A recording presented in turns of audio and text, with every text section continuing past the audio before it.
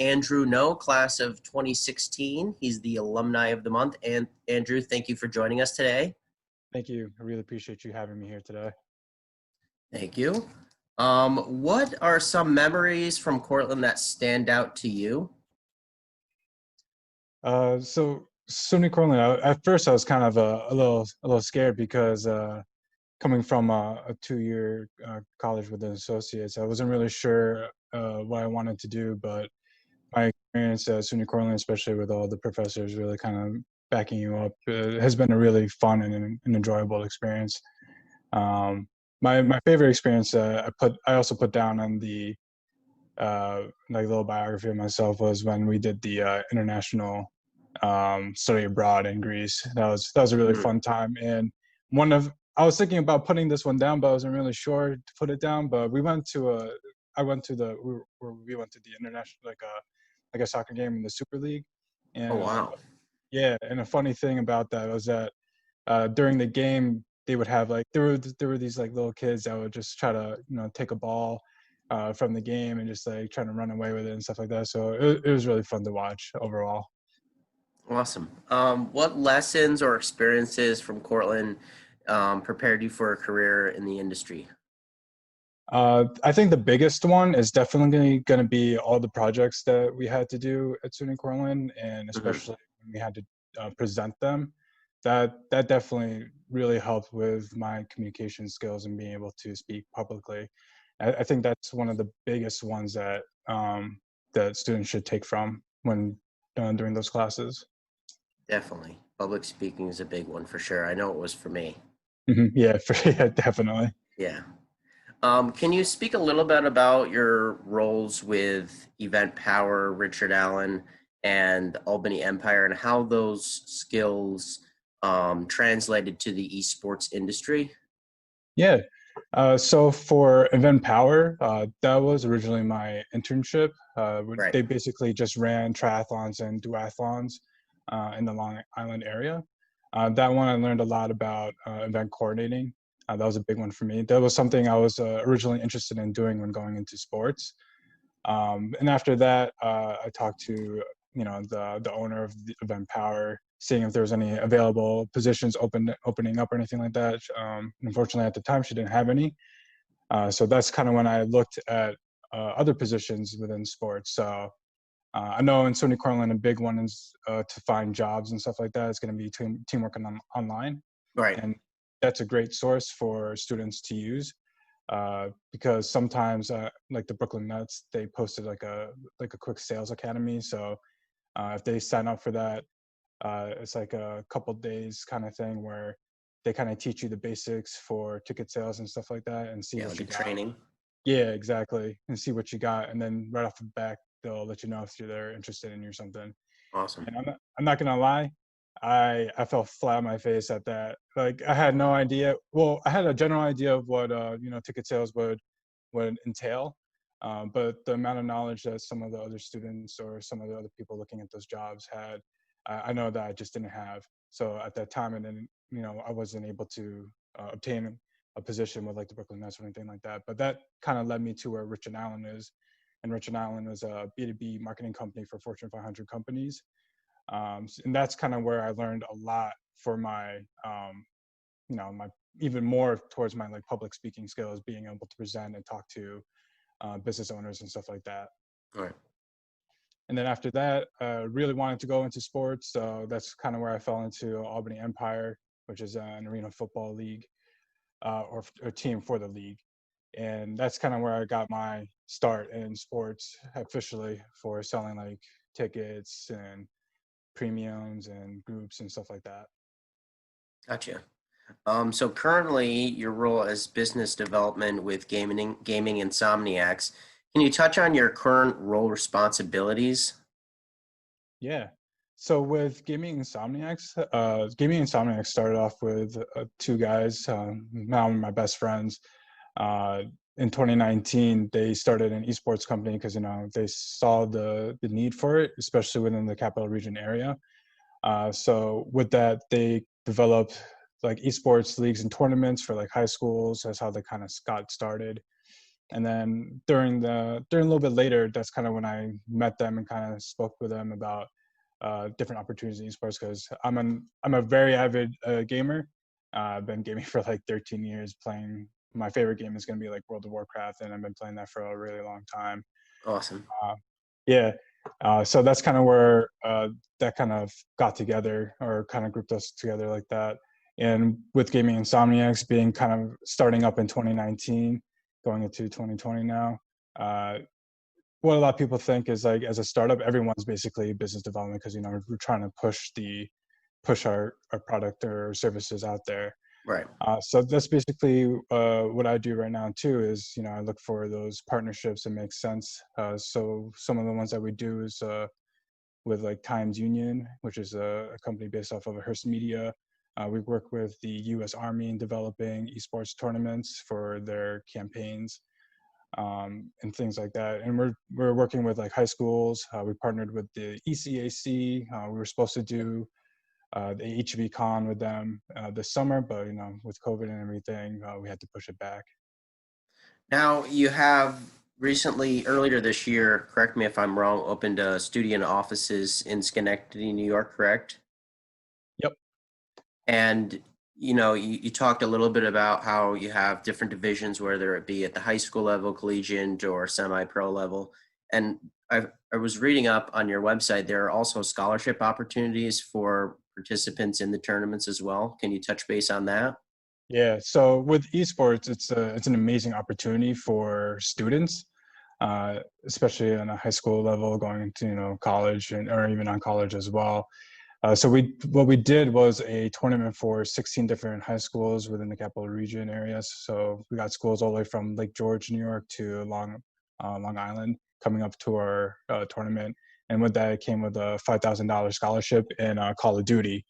And it was pretty interesting, because especially with Call of Duty going into high schools, and that stigma with shooting games and everything like that, it was pretty difficult to get into some schools. But schools are now starting to understand the benefits of video games is not just a place where kids just play video games, but it's a way for them to develop those soft skills and really engage and get them excited for an esports program.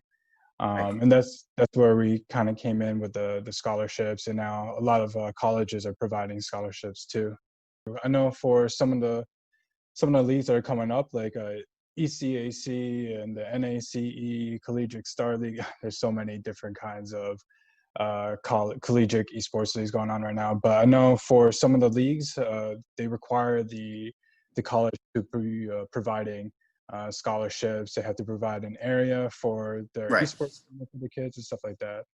Would you like to see more colleges with esports opportunities for students? And do you think that Cortland is next to be able to provide course or have tournaments for esports? Oh yeah, 100%. A lot of the colleges are starting to involve esports into their school, whether it just be like a club or an actual program.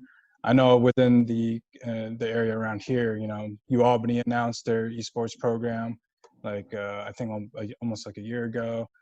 St. Rose, they announced it a while back too. They announced that they've also provided up to, I think, like $25,000 in scholarships. Um, let's see, Siena is also going into it. Sage Yep. is looking into it. Every college is looking to jump onto this esports train, because it's a great way for trying to attract those new students for recruitment. Because especially on a high school level too, because it's one of the largest esports organizations on the high school level. They did a survey, and they said that almost 80% of their students didn't engage in any extracurricular activities until they found esports. And with that, Wow. yeah, so it's a great way to engage with those students that you typically don't really meet with. Right. And that's why colleges are really starting to hop onto this, because it's just another avenue of recruitment for them. Definitely. I mean, the integration and popularity of it is definitely on the rise and has been, for years now.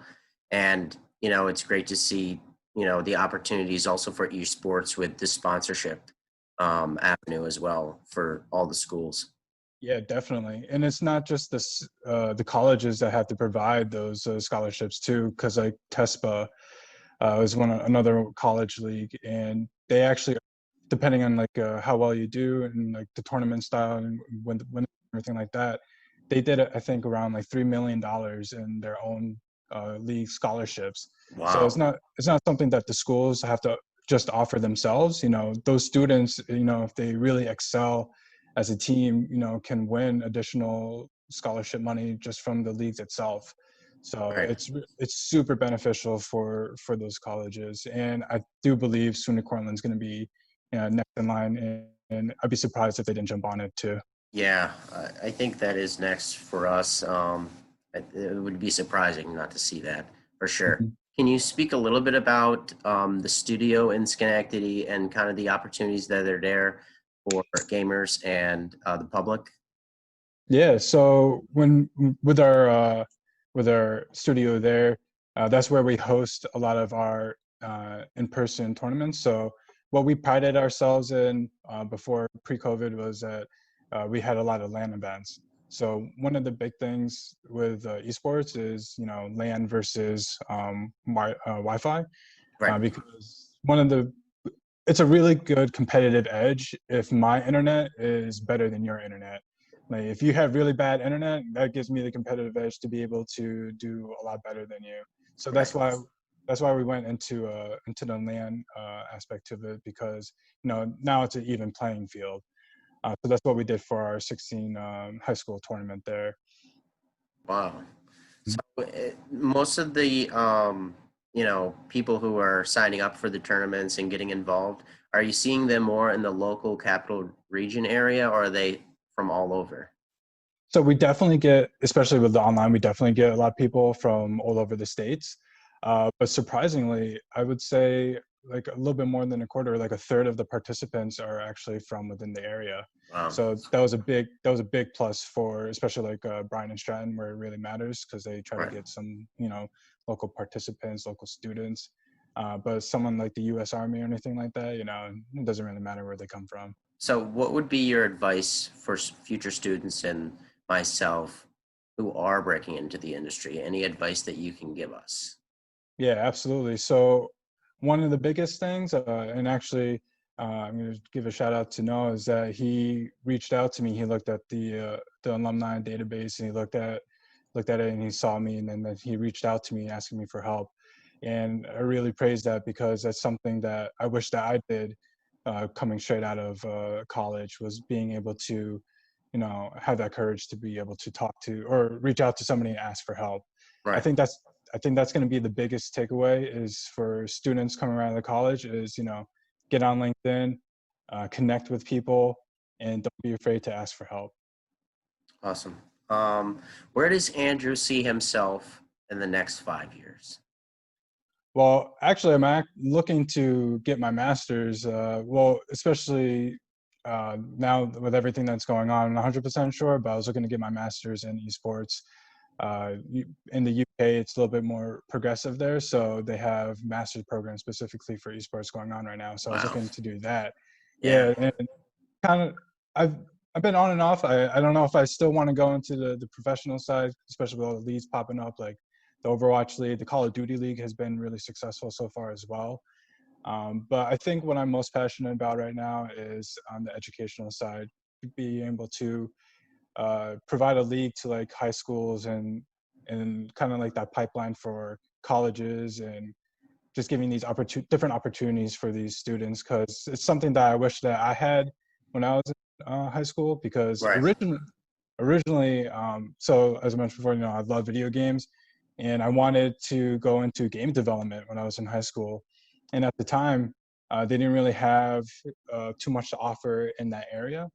Hmm. And the good thing about like esports is like it really helps people get engaged, and a big thing going on or a big talk with them and STEM opportunities, and providing those kind of curriculum and classes Right. included with esports. So that's kind of what if I were to see myself in 5 years, I think that's where I want to be. I want to be able to, you know, help these students find a different way. Gotcha. Make a big impact on the future esports industry for sure. Yeah, absolutely. I wish you nothing but the best, Andrew. I thank you for taking the time with this interview today.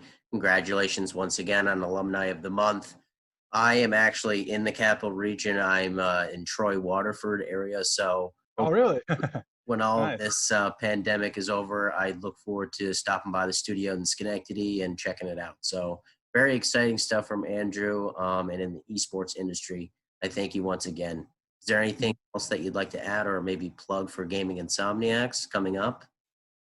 Yeah, so actually with Gaming Insomniacs, we are looking to develop our own game too. We're getting into that space. So, keep an eye out. We got a game coming out soon. Awesome. Thanks again, Andrew. I really appreciate it and I hope to stay connected, okay? Thank you. Really appreciate for your time and everything. It was fun. Thanks, Andrew. Appreciate it. Likewise.